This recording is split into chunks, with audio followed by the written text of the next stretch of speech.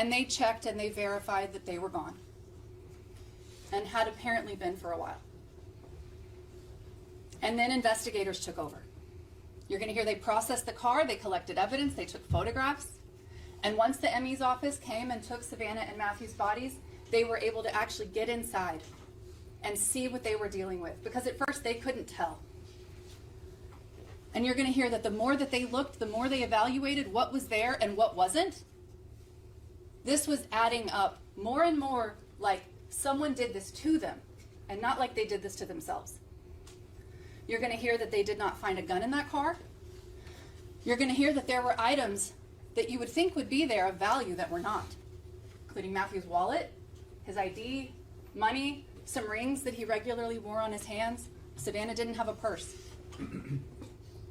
You're going to hear that based on the lack of evidence and the actual evidence that was there, including the bullet wounds to their heads, this was looking like someone did this to them. So they started their capital murder investigation. And you're going to hear that, like many of these investigations, they looked for one of the most common things that we jump to, which is surveillance video. And thankfully they found some at that apartment complex. Not as much as we would have wanted, and not in all the places we would have hoped. But they got some.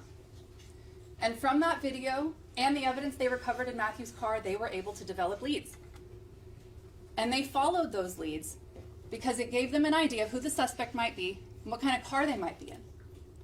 And the more they looked, the more the trail led directly to the front door of Christopher Preciado.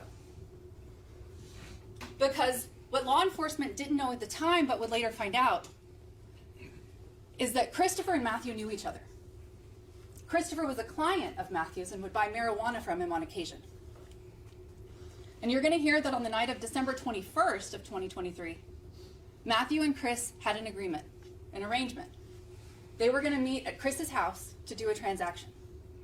So when Savannah and Matthew got into their car around 11:45 that night and drove straight to his house, they had no idea that they would never return home. Because when they pulled up, Christopher got in the back seat with a gun, and within a minute or so, he shot them in the side and in the back of the head.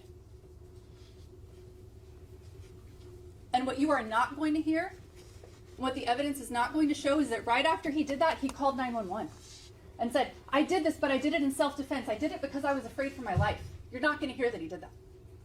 You're not going to hear that after he shot Matthew and his pregnant girlfriend. Granger knows that if your school